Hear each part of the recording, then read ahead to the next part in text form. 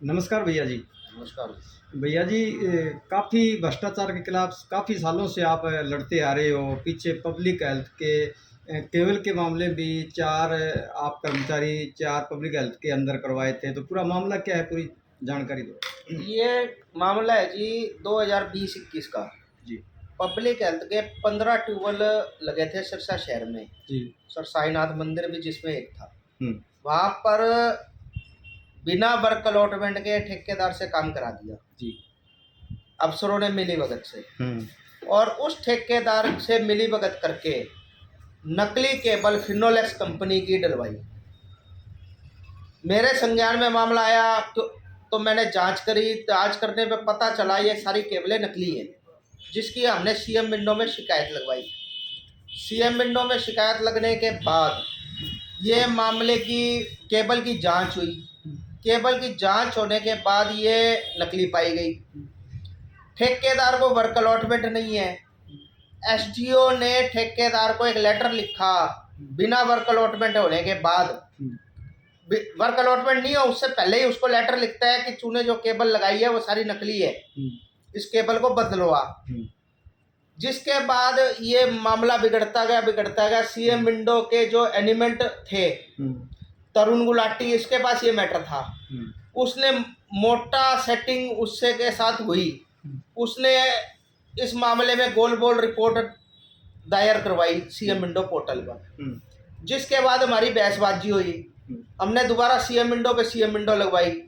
जिसके बाद हमें फिर 28 दिसंबर 2022 को 2021 को तीनों सीएम विंडो एनिमेंट हरपिंदर शर्मा, रोहतास जांगड़ा, तरुण गुलाटी और पूर्व सीएम विंडो का एनिमेंट राकेश वत्स हमें अपने ऑफिस में बुलवाते हैं।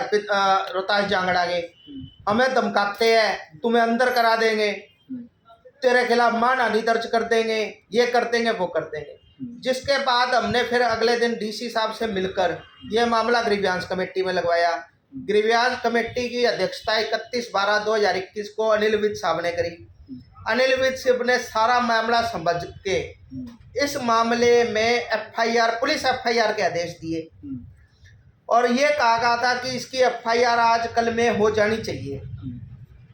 उस वक्त ये एफआईआर 21 दिन बाद 21/1/2022 को दर्ज हुई, जिसमें ये 2 एफआईआर दर्ज होनी चाहिए थे, सिर्फ एक एफआईआर दर्ज करी गई। क्योंकि जो ये 15 ट्यूबवेल थे 2 ग्रुप ने लगाए थे, पब्लिक हेल्थ सिविल ने और पब्लिक हेल्थ मैकेनिकल ने। 2 एफआईआर बनती थी, दोनों अलग अलग बनती थी। उसके बाद ये मामला पुलिस में पेंडिंग चलता गया। मई 2022 में इस मामले में एसआईटी गठित हुई। एसआईटी में एक एएसआई हनुमान को भी ले लिया गया। एएसआई हनुमान ने अपनी मनमर्जी करते हुए बाकी एसआईटी अधिकारियों के दस्तखत अपनी मर्जी से करे। सारा खेल खेलता गया, मर्जी से सेटिंग करी, मर्जी से काम करा। कोई और एसआईटी अधिकारी को इस मामले से कोई लेना देना ही नहीं था। जो कुछ था सर्वे सर्वा एएसआई हनुमान था। आनन फानन में नकली केबलें बदल दी डिपार्टमेंट ने सारी। ट्यूबवेल लगे 2020 में, 2021 में। केबलें मिली जी 2022 की मैन्युफैक्चरिंग। अब 2022 की मैन्युफैक्चरिंग 2020 में या 2021 में कैसे आई? ठीक है। ये आज तक ये सवाल है कि ये केबलें कहाँ से आई, किसने बदलवाई, कब बदलवाई, किस अधिकारी के आदेश पे बदली गई। उसके बाद जी इस एससी ने जो रिपोर्ट दाखिल करी पब्लिक हेल्थ के, जाली रिपोर्ट एक बना दी गई, जिसमें जी मनमर्जी से अफसरों को निकाल दिया, मनमर्जी से बांट दिया। 4 अधिकारियों को 30/11 को अरेस्ट करा गया, 30/11/2022 में, जिसमें एक एक्सीएन, 2 एसडीओ, एक एक्सीएन, एक एसडीओ और 2 जेई थे। उसके बाद जी उनकी जमानत हो गई। ठेकेदार किसी को अरेस्ट नहीं किया गया। ठेकेदार की सेशन कोर्ट से भी जमानत याचिका खारिज हुई और हाई कोर्ट से भी खारिज हुई। आज तक वो अरेस्ट नहीं हुए। डीएसपी साहब थे उस वक्त साधु राम जी, हमने कहा जी उनको अरेस्ट करो, बोले जी मिलते नहीं, हमने तो कई बार ढूंढ लिया। मैं जी वो सामने से जा रहा। उस वक्त हम कोर्ट परिसर में थे और वहीं नीचे ही कोई किसान आंदोलन का धरना था, डीएसपी साहब वहीं थे। अजी वो जा रहा ठेकेदार, कर लो अरेस्ट, आप कहते हो मिलता नहीं है, वो आपके सामने से जा रहा। हाँ ठीक बात। एएसआई हनुमान तो था, उसने मन मर्जी से अब इसमें बंदों को निकाला, मन मर्जी से बाढ़ दिया। जिसने पैसा दिया उसको तो निकाल दिया, जिसने पैसा नहीं दिया उसको फंसा दिया।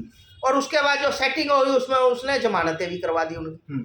हाई कोर्ट रिजेक्ट कर रहा है और सेशन कोर्ट से जमानत हो रही है आरोपियों की। डिपार्टमेंट के बंदे, अफसर भानु शर्मा जो एक्सीएन है यहाँ पे, वो ऑन कैमरा ऑन रिकॉर्ड फर्जी रिपोर्ट दे रहा है ग्रीवांस मीटिंग में कि हमने इनको चार्जशीट कर दिया। 13/5/2022 को मई 2022 में वो कहता है कि हमने डिपार्टमेंट ने इनको चार्जशीट कर दिया। वो चार्जशीट 2023 के बाद भी नहीं बनी जी। फर्जी रिपोर्टें देते गए, फर्जी काम करते गए। हमारे खिलाफ इसमें एक आरोपी था जेई दीपक मैकेनिकल से, एएसआई हनुमान ने उससे को कहकर मेरे खिलाफ झूठी SC/ST एक्ट की शिकायत दर्ज करवाई, जिसकी जांच भी हो गई, जिसमें शिकायत को झूठी और रंजिशन देना पाया गया। हमने उसकी शिकायत दी कि जी ये झूठी शिकायतें दे रहे हैं, इसके खिलाफ 182 का पर्चा दर्ज करा जाए। वो भी आज तक नहीं दिया। हमने कई बार सीएम मिंडो की मार्फत, डीजीपी की मार्फत, एडीजीपी को पर्सनल मिलके हनुमान के खिलाफ शिकायत दी कि ऐसा ही हनुमान पैसा खाकर मामले में गलत कर रहा है। हमारी शिकायत उसी ऐसा ही हनुमान को फॉरवर्ड कर दी जाती। अब चोर को ही चोरी का केस दे दिया जाए तो चोरी का केस सॉल्व थोड़ी होगा जी। हाँ ठीक बात है। उस हनुमान जो था एएसआई हनुमान, वो जीएसटी के एसआईटी में भी था और जो जीएसटी चोर था पदम बंसल, उसको फरार कराने में भी एएसआई हनुमान की महत्वपूर्ण भूमिका रही। हर मामले में एएसआई हनुमान ने आरोपियों को बचाया। मेरे को और मेरे पिताजी को पब्लिक हेल्थ द्वारा फिनोलेक्स कंपनी के अधिकारी कमल गुप्ता, मोहित डेमला और साहिल कपूर सिटी थाना परिसर में, सिटी थाना के एसआईटी कमरे में जान से मारने की धमकियां देते हैं एएसआई की मौजूदगी में, और जिसकी पुलिस रिपोर्ट भी दी जाती है। एएसआई हनुमान उसमें गोल कर देता है, जिसके बाद से मेरे पिताजी मानसिक परेशान रहने लगे। हमें कंटिन्यूस हमारी लेडीज के घर की लेडीज के साथ गलत काम करने की, हमें जान से मारने की धमकियां भी हमें मिलती रही। फिनोलेक्स अधिकारी, पब्लिक हेल्थ के अधिकारी और एएसआई हनुमान द्वारा मिली भगत से ये काम होते गए, जिसके कारण मेरे पिताजी मानसिक परेशान रहे। मेरा और मेरा परिवार मानसिक, मेरे पिताजी की इस वजह से मृत्यु हो गई। उसके बाद भी हनुमान नहीं टिका। हम जो कंप्लेंट देते हैं एएसआई हनुमान उसको झूठी रिपोर्ट बना के दफ्तर दाखिल करा देता। आज भी ये मैटर में हमने इसकी complaint state police complaint authority में करी। स्टेट पुलिस कंप्लेंट अथॉरिटी में जब ये मामला दोबारा खुला और डीएसपी हेडक्वार्टर सुभाष जी ने अब ये फाइल टटोली, तो उन्होंने ये खुद माना कि इस मामले में पुलिस की भूमिका संदिग्ध थी। इस फाइल पे पुलिस ने कोई कार्य नहीं किया, मन मर्जी आई उसको निकाल दिया, मन मर्जी आई उसको फंसा दिया। मेरी आपके चैनल से मैंने अभी एक मांग पत्र जनसंवाद कार्यक्रम के तहत सीएम नायब सैनी जी को भी दिया है। इस मामले में मोटा रिश्वत का पैसा, करोड़ों रुपए रिश्वत लग चुकी है इनके ऊपर, करोड़ों रुपए रिश्वत का भुगतान। जो व्यक्ति जेल यात्रा करी आया, 29 दिन 23 दिन भ्रष्टाचार के केस में अरेस्ट होके और जेल में रह के जमानत पे है, उस जेई मोहनलाल को डिपार्टमेंट सम्मान ये देता है कि उसको जेई से प्रमोट करके एसडीओ बना दिया जाता है। ये तो हमारे देश का दुर्भाग्य है कि भ्रष्टाचार को बढ़ावा देने में पब्लिक हेल्थ के शीर्ष अधिकारी मोटा लेन देन करते हुए उनको सम्मान दे रहे हैं प्रमोशन का। जो जेल में रहे हैं, भ्रष्टाचार के ट्रायल चल रहा है, कोर्ट में मामला है और उसको प्रमोट कर रहे हैं। ये हमारे देश का दुर्भाग्य है। अब आगे का क्या प्रकरण रहेगा? अब क्या मांग है सर? मेरी मांग ये है कि इस सारे मसले की जांच सीबीआई को दे। जो लेडीज के साथ बदतमीजी करने की धमकियां डेली जान से मारने की धमकियां, इस तरह की हाथ हुई जिसकी वजह से मेरे पिता की मृत्यु हुई। उसकी मामले, उस सारे मामलों की जांच सीबीआई अपने हाथों में लेते हुए इस सारे मामले का पर्दाफाश करे और जो आरोपी है उनको तुरंत हिरासत में लेने का काम करे। और जो एसआई हनुमान है उसने अपनी वर्दी का, अपने पद का, अपने दुरुपयोग का नाजायज गलत इस्तेमाल किया, उसको तुरंत निलंबित करके उस पर आपराधिक मुकदमा दर्ज करा जाए। ठीक है। मेरी ये मांग है।